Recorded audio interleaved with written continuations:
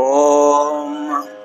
ॐ हिरण्यवर्णां हरिणीं सुवर्णरजतस्रजां चन्द्रां हिरण्मयीं लक्ष्मीं जातवेदो महावः तां महावः जातवेदो लक्ष्मीं मनपगामिनीं यस्यां हिरण्यं विन्देयं गामश्वं पुरुषानहम् अश्वपूर्वां रथमद्यां मस्तिनादप्रबोधिनीं श्रियं देवीमुपक्वये श्रीर्महादेवीजुषतां कांसोऽस्मितां हिरण्यप्राकारामार्द्रां ज्वलन्तीं तृप्तां तर्पयन्तीं पद्मे स्थितां पद्मवर्णां तामिहोपक्वये श्रियम् चन्द्रां प्रभासां यशसा ज्वलन्तीं श्रियं लोके देवजुष्टां मुदारां तां पद्मिनीमेकं शरणमहं प्रपद्ये लक्ष्मीर्मे नश्यतां त्वां वृणे आदित्यवर्णे तपसोऽधिजातो वनस्पतिस्तव वृक्षोऽथ बिल्वः तस्य फलानि तपसानुदन्तु मायान्तरायाश्च बाह्या अलक्ष्मीः उपैतु मां देवसखः कीर्तिश्च मणिना सह प्रादुर्भूतोऽस्मि राष्ट्रेऽस्मिन् कीर्तिमृद्धिं ददातु मे च्युत्पिपासामलां ज्येष्ठां लक्ष्मीं नाशयाम्यहम् अभूतिमसमृद्धिं च सर्वां निर्णुत मे गृहात् गन्धद्वारां दुराधर्ष्यां नित्यपुष्टां करीषिणीम् ईश्वरीगुं सर्वभूतानां तामिहोपक्वये श्रियम् मनसः काममाकूतिं वाचः सत्यमशीमहि पशूनागुरूपमन्यस्य मयि श्रीशयतां यशः कर्दमेन प्रजा भूता मयि सम्भव कर्दमा श्रियं वासय मे कुले मातरं पद्ममालिनीम् आपसृजन्तु स्निग्धानि चिक्लीतवस मे गृहे निज देवी मातर्गु श्रियं वासय मे कुले आर्द्रां पुष्करिणीं पुष्टिं पिङ्गलां पद्ममालिनीं चन्द्रां हिरण्मयीं लक्ष्मीं जातवेदो महावः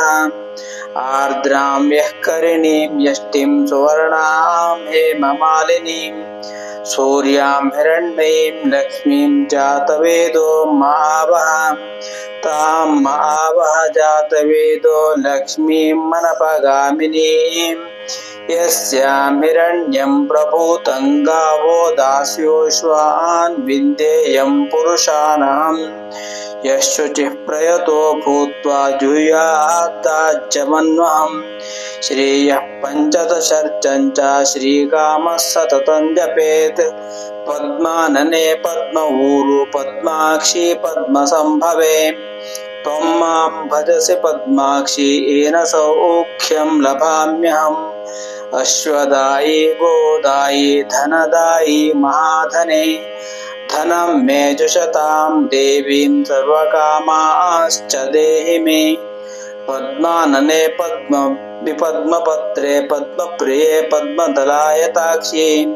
विश्वप्रिये विष्णुमनोनुकूले त्वत्पादपद्मं मयि सन्निधत्स्वा पुत्रपौत्रं धनं धान्यं मत्यश्वादिगवेरथम् प्रजानां भवसि माता आयुष्मन्तं करोतु मां धनमग्निर्धनं वायुर्धनं सूर्यो धनं वसुः धनमिन्द्रो बृहस्पतिर्वरुणं धनमस्तु ते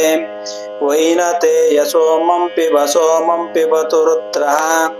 सोमं धनस्य सोमिनो मह्यं ददातु सोमिनः न क्रोधो न च मात्सर्यं न लोभो नाशुभामतिः भवन्ति कृतपुण्यानां भक्तानां श्रीसूक्तं जपेत् वर्षन्तु ते विभावी अभवस्य विद्युतः रोहन्तु सर्वबीजान्या बृहदिश्चोजयितः या सा पद्मासनस्था विपुलकटितटे पद्मपत्रायताक्षी गम्भीरा वर्तनाभिस्तनभरनमिता शुभ्रवस्त्रोत्तरीया लक्ष्मीर्दिव्यैर्गजेन्द्रैर्मणिगणखचितैः स्नापिता हेमकुम्भैः नित्यं सा पद्महस्ता मम वसतु गृहे सर्वमाङ्गल्ययुक्ता लक्ष्मीं क्षीरसमुद्रराजतनयां श्रीरङ्गधामेश्वरीं दासीभूतसमस्तदेववनितां लोकैकदीपाङ्कुरां श्रीमन्मन्दकटाक्षलब्धविभव ब्रह्मेन्द्रगङ्गाधरां त्वां त्रैलोक्यकुटुम्बिनीं सरसिजां वन्दे मुकुन्दप्रियां सिद्धलक्ष्मीर्मोक्षलक्ष्मीर्जयलक्ष्मी सरस्वती श्रीलक्ष्मीर्वरलक्ष्मीश्च प्रसन्ना भव सर्वदा वराङ्कुशोपाशमवीतिमुद्रां करैर्वहन्तीं कमलासनस्थां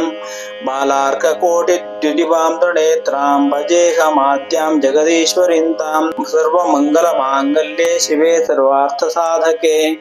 शरण्ये त्र्यम्बके देवी नारायणि नमोऽस्तुते सरसिजनलये सरोजहस्ते धवलतराङ्कुशगन्धमाल्यशोभे भगवति हरिवल्लभे मनोज्ञे त्रिभुवनभूतिकरि प्रसीद मह्यं विष्णुपत्नीं क्षमां देवीं माधवीं माधवप्रियां विष्णोप्रियसखीं देवीं नमाम्यच्युतवल्लभां महालक्ष्मी च विद्महे विष्णुपत्नी च धीमहि